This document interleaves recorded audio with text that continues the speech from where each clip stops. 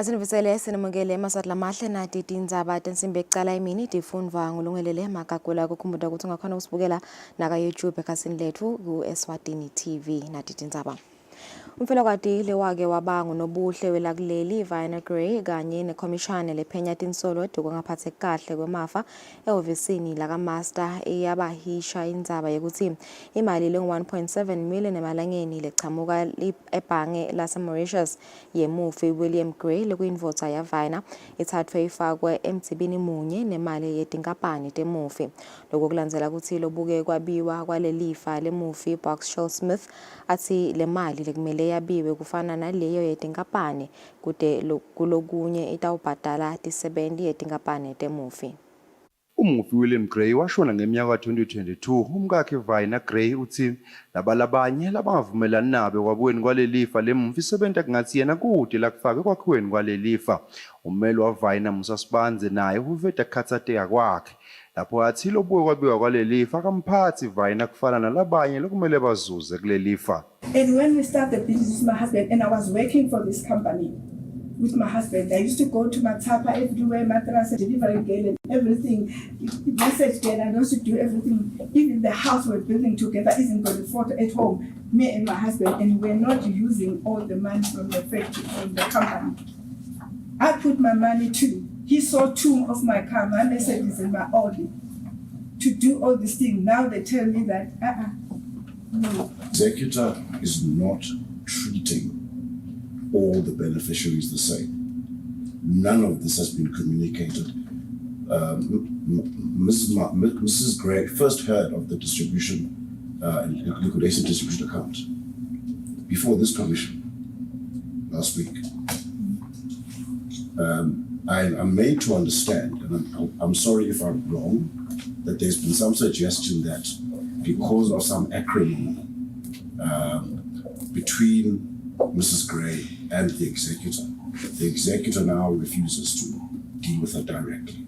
Ukhomishana lapha yanisode kungaphatheki kahle kwemafa ofisini laka Master bathi akukho emthethweni ukuthi ilifa lemufi lingathathwa libhiqe nelifa lenkampani bathi uma leti nkampani lihluleka kwakha inzuzo athi thengiso ukuthi kutobhadalwa tisebenti. Liquidate, pay the workers, but leave the estate property I understand what to the beneficiaries of the estate. Because the way it sounds now, at least to me, is these assets, you are conflating and combining in order to shortchange the beneficiaries, so to speak.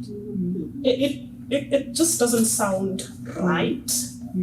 I think it is also unlawful. Find out why you are not agreeing with the Master's directive to separate the distribution account. Separate the money, that means that they owned, distribute it according to his wishes in terms of his will, and deal with the company as a separate legal persona, as you are also aware. Company debts will not be part of my debts as a person. Ummeli Judicial Smith uthi sizathu lesikhulu lesenta ukuthi kuthathwe le mali levele eMauritius ifakwe ebhukwini linye netinkampani ukuthi umufi nakashona wenti will lebeyithi le mali le kumele ifakwe ngephansi kwaleti nkampani. Uthi noma khona emaphepha lamasha bekawabhalile umufi asengakashone ukuthi le mali leseMauritius ithathwe ngumkakhe kodwa washona asengakasayini lawo maphepha ngakho ngeke alandzelwe. We've got workers that have agreed to be paid. And those workers, the monies has to come from somewhere. The movable assets for the company called Timbercraft is not sufficient to cover the monies owing to the workers. And you speak of estate assets and separating them, but the complainant is living in a company asset. So if we were charging rental, we would have money to pay the liabilities of the company, which is the Form Cs, the tax returns that we've got to submit to ERS and all of that. But in order to assist the complainant, we are not. So those monies that are there, by rights, the company actually could come and say, listen, estate, I'm going to file a claim because by rights, if we do an evaluation of the house, and we have done an evaluation of the house, we would be able to get X amount in terms of rental. That money would then come into the company's books and be able to pay the estates. Lisikala masehhovisini kaMaster Lindelwa Magagula lithi sizathu lesibanga kusale kungacedwa kwabiwa kwalelifa ukuthi akuvunyelwana ukuthi le mali levele eMauritius ifakwe ibe yinye kanye naleyo yinkampani. Magagula uthi lehhovisi lakaMaster lihambisana nalokuhlanganiswa kwale mali kanye nempahla lengephansi kwethinkampani eTemufi. Tindzabeni kubika Fortune Dlangamandla isembabane. Bomsolwa lababili bakazenzile bavele imbiko enkantolo yamanje enhlangano babekwa emacala ekushisa impahla ngenhloso.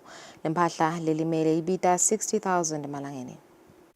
Basolwa lababili lokubo Andile Makhanya loneminyaka lengu-21 kanye naPhinda Mlangeni loneminyaka lengu-31 bakazenzile bavele imbiko enkantolo yamanje enhlangano babekwa emacala lamabili ekushisa impahla ngenhloso i-arson. Ecaleni lekucala kuthiwa labasolwa ngenhloso yekulimata Khethu Kuthula Shongwe nempahla yakhe balayida umlilo endlini yesimangali kwalimala sakhiwo kanye nempahla lokubita 40,000 emalangeni. Le mpahla ifake ekhatsi tikhwama lebetinetimpahla tebantfwana letibita 5,000 emalangeni, imali lengu-3,000 emalangeni, kudla lokubita 3,000 emalangeni, kubala kulokunye.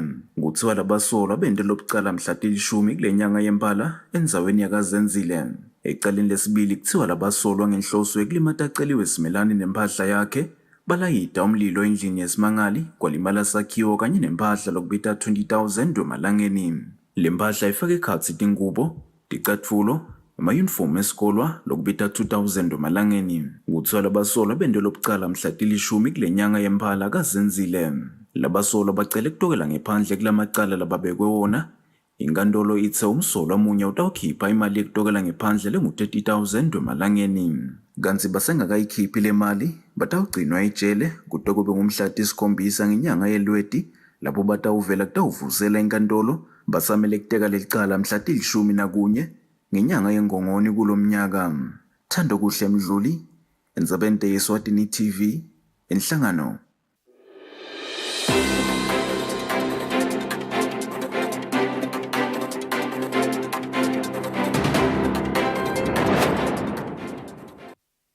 Asike kulesikhathi sidabuka nati lethamba imbili kulamanye emave.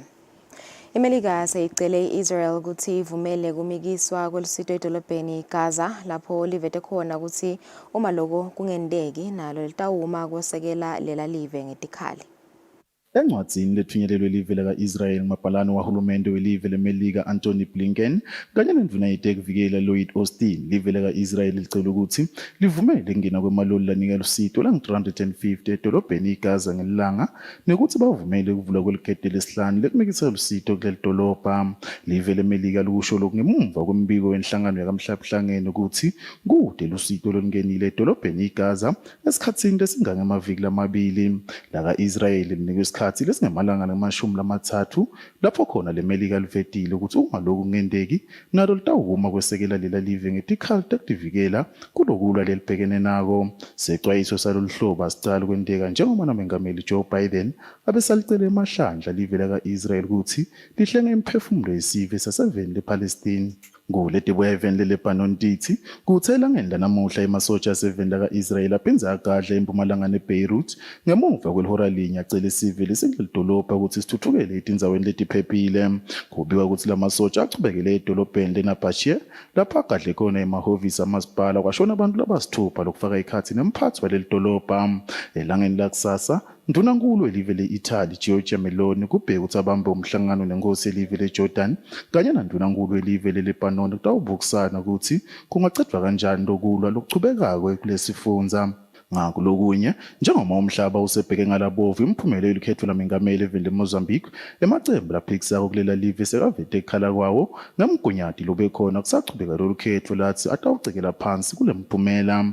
Kubikwa ukuthi licembu leFrelimo leselihole lela live iminyaka lengu-15 lisemathubeni lamahle kulinqoba lolu khetho. Venancio Mondlane uthi unesiqiniseko lesiphelele ukuthi nguye lohambe embili kulolu khetho kepha ngenxa yenkohlakalo batawumshayela isakeni lathi lokho angeke nani Methuse njengoba kuyinto leseyitayelekile kulela live. Kubikwa ukuthi kulabo labavota enhlokodolobha eMaputo, Daniel Chapo welicembu leFrelimo uthole amavoti langu-53%, kanti Mondlane yena uthole 33%. Lo bikela umsakazo wetithombe yeSwatini TV, umpendulo kumbi kanti itithombe titholakele ka-France 24 VOA naka-DW. This sports update is proudly brought to you by eBet. Join our family of winners by visiting us today at ebet.co.sz. eBet, born to win.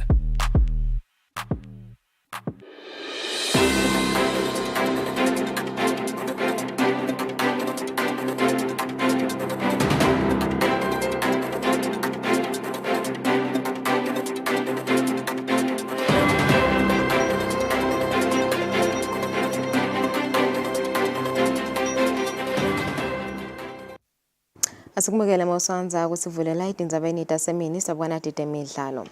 Sewusukunyisiwe ngalokusemthethweni umqhudelwano wesine we-Forever Too Fast Too Furious Treetops Game Resort Cycling lobheke ukuthi ubanjwe mhla ka-30 kule nyanga. Sukunyiswa ngalokusemthethweni umqhudelwano umdlalo wamabhayisikili we-Forever Too Fast Too Furious Treetops Game Resort losekelwe ngemali engu-80,000 emalangeni lebuya enkampanini Treetops Game Resort. Bengamelo nhlangano emidlalo wamabhayisikili kuleli William Kelly uthi umqhudelwano we-Forever Too Furious udlala inzima lenkulu ekuthuthukiseni amabhayisikili kuleli. For again coming to the party and sponsoring this event. We know that our economic climate is not the very best at the moment, and we would like to thank you for honoring your word and sponsoring this event. We're glad that it's happening now, and we look forward to a safe and successful event. Mozi M.A. Dlamini longusihlalo wenkampani Treetops Game Resort lesekela lo mqhudelwano uthi lokhu kuyindlela yabo yokubuyisela isiveni. Life is not only about profit.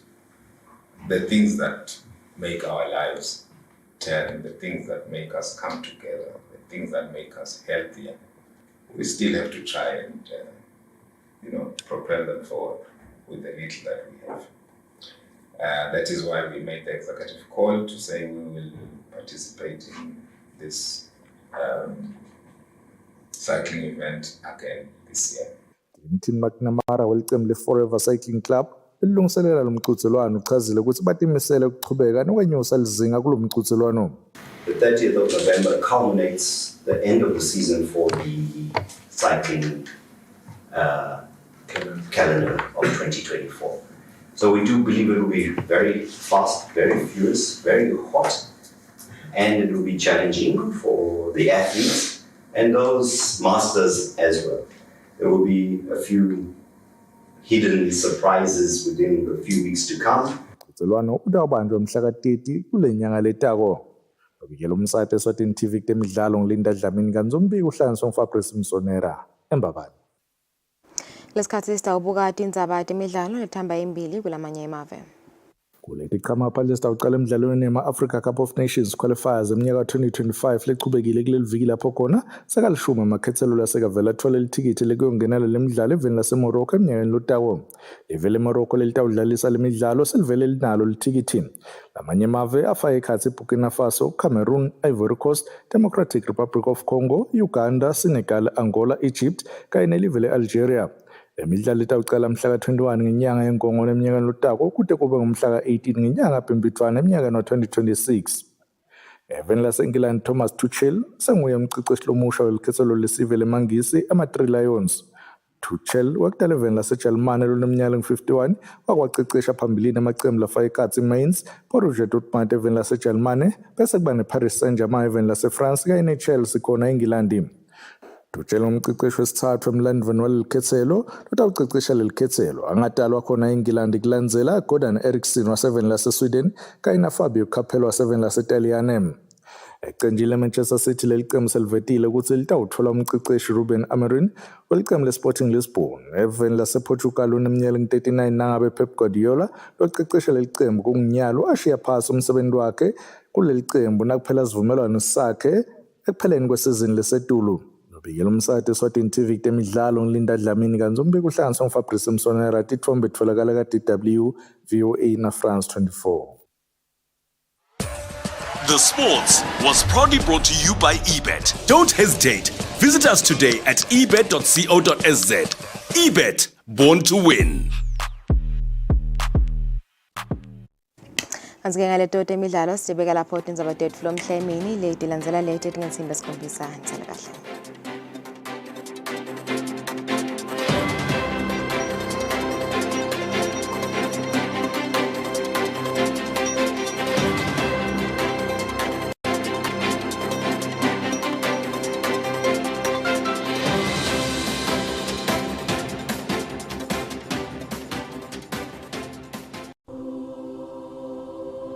When you choose your adventures, you do so with an open heart and a desire for the unexpected. You embark on journeys to discover new worlds, full of wonder. You choose a path to awaken your senses, to feel the rush of life overwhelm you, a world to make you look up and realize just how inspiring this life can be. You ask, and we give you the royal experience. Arrive and awaken your heart. Explore life in ways only thought possible in your dreams.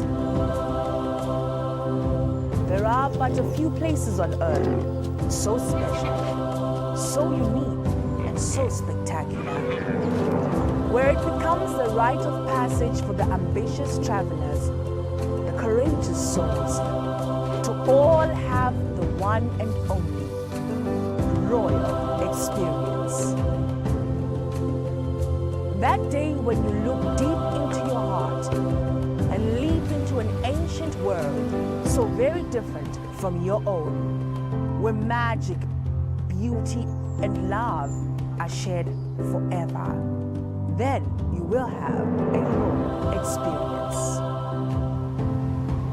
There is just one place on earth where the people make you feel a part of their kingdom, where you just might volunteer to awaken spirits, enrich minds, and work alongside communities to build, motivate, and inspire. This is truly the royal experience. When you dream of a different world, beyond the ordinary, beyond time, discover just how far you'll go to expand your understanding of life's greatest mysteries. There's just one place on this planet with so much to offer. Now is the time for you to have the royal experience.